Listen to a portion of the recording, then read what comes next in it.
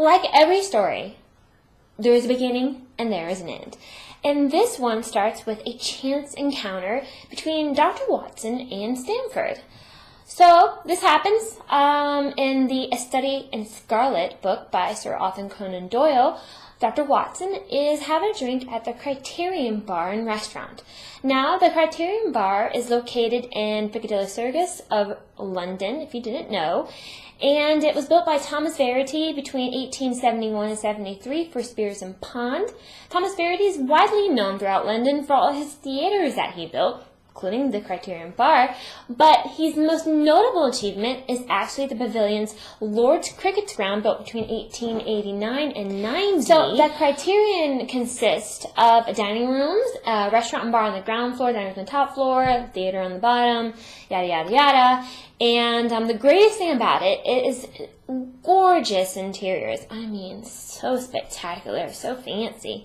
It has marble walls, columns. It has a gilded ceiling, for freak's sake. That's amazing. And there's mother of pearl and turquoise and jade can be found in the inlays of some of the mosaic designs. So this probably cost a pretty penny. Anyways, this luxurious Neo-Byzantine interior was actually a great restaurant, and down below was the theater, which had a Blitz safe, and during World War II, BBC's actually broadcasted from there. Another interesting fact is that H.G. Wells, the father of science fiction, was a chairman at one of the annual dinners held there, and it was also a place for films such as Batman: The Dark Knight Rises and A Good Year by Russell Crowe. And it's crazy to think that this building after World War II was actually up for demolition during the rebuilding process of London. And it was thanks to this man, his name is Sir John Gielgud. I'm sorry if I butchered that. He is seen here in his Broadway play, Much Ado About Nothing. I have to say, don't you just love a man in tights? We're men in tights, tights, tights! And thanks to him, the Criterion Bar was saved. Yay! Back to Dr. Watson, the great narrator and companion of Sherlock Holmes. So, he's chilling at the Criterion Bar, taking in the lovely scenery. You know, all of the high society of London is having drinks and chatting away. And Stamford walks in, taps him on the shoulder, and what do you know? They strike up a conversation. Stamford, if you don't know, was a dresser under good old Dr. Watson in the war. And they start talking, and Dr. Watson's in need of a place, and Stamford knows of somebody else who's needing a place. But it's curious. You have to know. Stamford refers to this person as this. Hold on one second. Let me grab my good old book quote here.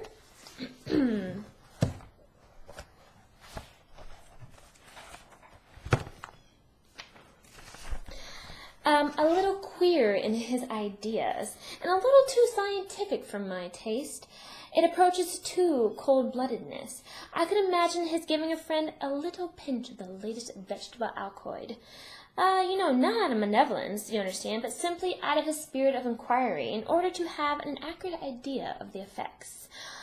To do him justice, I think he would take it himself. With the same readiness, he appears to have a passion for definite and exact knowledge, i.e. Sherlock Holmes. I don't know about you, but I would definitely be a little tough subject for good old Sherlock and his little alkaloid. Yeah, that's Sherlock. That one too. Oh, you know it. Whoa. Wrong fantasy. So, scratch that. In this BBC Modern series, the same meaning occurs a little differently.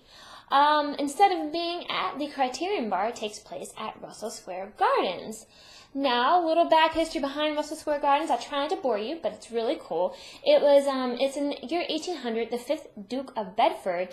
He demolished this huge Bedford house in Bloomsbury because he just held no attraction for him. He preferred the West End and believed that this area was going to be ripe for development, which it turned out correctly. So the contents of the house were auctioned off, it was demolished, and in its place was Broad Avenue, known as Bedford Place, which led to the building square known as Russell Square. Humphrey Repton laid out the square in 1801 and on what was originally the Southampton Fields, later called Longfields. Humphrey was the last great English landscape designer. He was widely known for designing the grounds of many of England's country houses. His most famous one was the Sheringham Hall in Norfolk.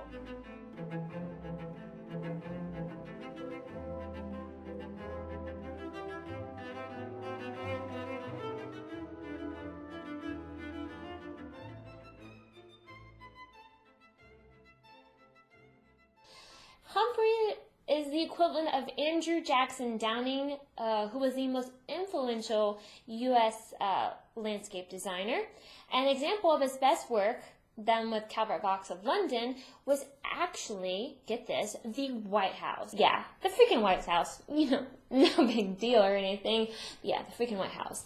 So, by 1806, the square was completed, and it became a favorite for residents such as lawyers and bankers and merchants, you know, pretty well-to-do of London.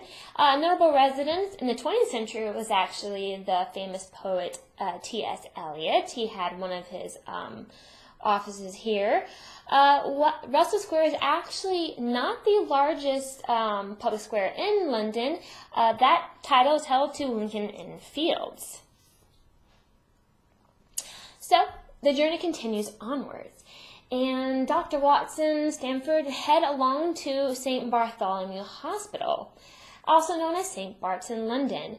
You know, Dr. Watson is oblivious to the long friendship, an awesome one and interesting one that lay ahead of him, and this crazy adventure that he's going to encounter when he becomes a flatmate with Sherlock.